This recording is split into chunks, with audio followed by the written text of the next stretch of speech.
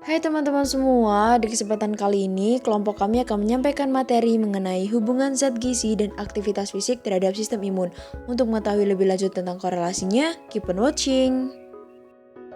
Aktivitas fisik tentu saja tidak jauh dari olahraga karena olahraga merupakan bagian dari gaya hidup sehat yang mempunyai banyak manfaat. Salah satu manfaat jika berolahraga secara teratur yaitu dapat menurunkan risiko terhadap penyakit-penyakit kronis.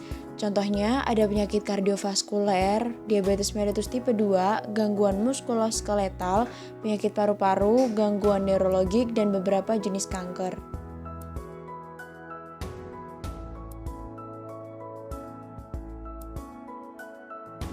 Berikut terdapat beberapa pengaruh olahraga terhadap sistem imun. Yang pertama, ada neutrofil. Neutrofil merupakan sel fagosit yang memainkan peran penting dalam respon imun innate.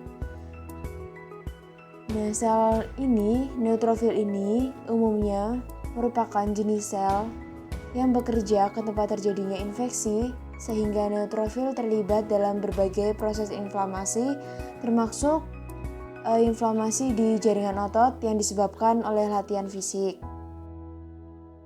Latihan fisik yang dilakukan secara intens dapat mendorong terjadinya degranulasi neutrofil yang nantinya dapat meningkatkan konsentrasi enzim tertentu. Contohnya, enzim myeloperoksidase yang bertindak sebagai atau bekerja sebagai penanda migrasinya neutrofil ke dalam otot dan degranulasinya di dalam serum. Penelitian telah menunjukkan bahwa olahraga dalam durasi yang lama dapat meningkatkan kemampuan neutrofil yang bersirkulasi untuk menghasilkan metabolit oksigen reaktif. Namun, pelepasan interleukin 6 setelah latihan dikaitkan dengan mobilisasi neutrofil serta penyerapan aktivitas oksidatif. 5. Nah, selanjutnya ada antigen presenting cell. Antigen presenting cell ini diantaranya ada toll-like receptor. Pada latihan yang berlangsung lama dan terus-menerus akan menurunkan ekspresi dari TLR sendiri, jadi akan mempengaruhi penyajian antigen terhadap limfosit T. Selanjutnya adalah NK cell. Nah, pada saat latihan yang lama dan berlebihan, konsentrasi sel NK akan menjadi lebih rendah. Hal ini disebabkan karena penurunan ini disebabkan oleh migrasi sel-sel NK sel ke tempat-tempat cedera otot. Yang keenam, slide 6. Subpopulasi limfosit. Limfosit ini adalah sel yang paling dominan di dalam organ dan jaringan sistem imun. Pada saat latihan, perbandingan antara CD4+ dan CD8+ menurun yang menunjukkan peningkatan yang lebih besar pada sel T CD8 dibandingkan dengan sel T CD4. Penurunan konsentrasi limfosit ini terjadi pada periode pasca latihan, merupakan konsekuensi dari mekanisme apoptosis. Slide 7. Pengaruh olahraga pada produksi sitokin. Nah, pengaruhnya adalah aktivitas yang berat akan menghasilkan peningkatan sementara yang cepat dalam produksi sitokin, baik itu proinflamasi maupun antiinflamasi.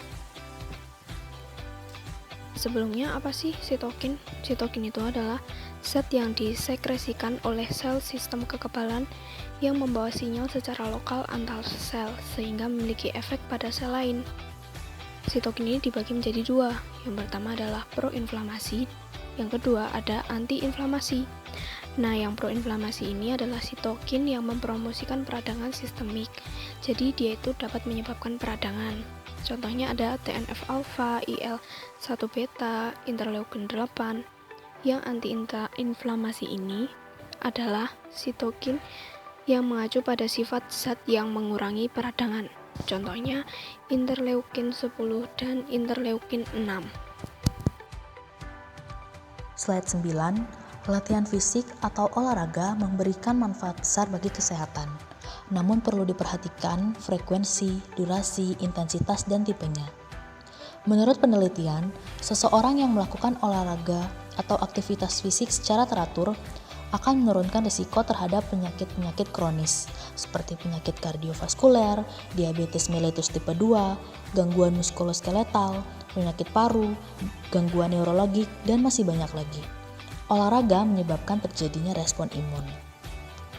Slide 10.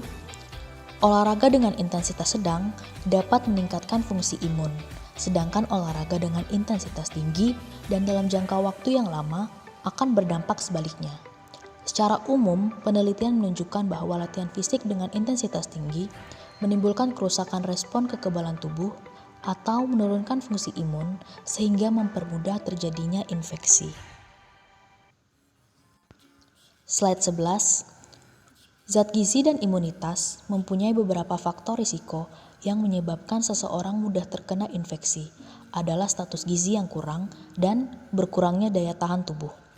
Kontribusi status gizi seseorang tidak banyak berpengaruh terhadap pembentukan sistem kekebalan tubuh seseorang. Hal ini disebabkan karena asupan makanan yang dikonsumsi memang sudah cukup secara kuantitas, tetapi tidak secara kualitas. Pola makan yang salah juga dapat menyebabkan kurangnya asupan zat gizi yang dibutuhkan oleh seseorang, seperti asupan protein, vitamin A, vitamin C, dan beberapa zat gizi lain yang berperan dalam fungsi imunitas tubuh.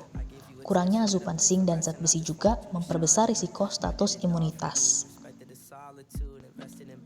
Slide 12. Imunonutrisi merupakan kumpulan zat gizi spesifik seperti yang tadi sudah dijelaskan kalau seseorang itu membutuhkan asupan protein, vitamin E, vitamin A, vitamin C, zat besi, dan zinc. Ini semua memiliki pengaruh terhadap parameter imunologik dan inflamasi yang telah terbukti secara klinis dan laboratorik. Sekian penjelasan tentang hubungan zat gizi dan aktivitas fisik terhadap sistem imun. Semoga bermanfaat dan melengkapi pengetahuan kita. Mohon maaf jika ada salah kata dalam penjelasan. Sekian dan terima kasih.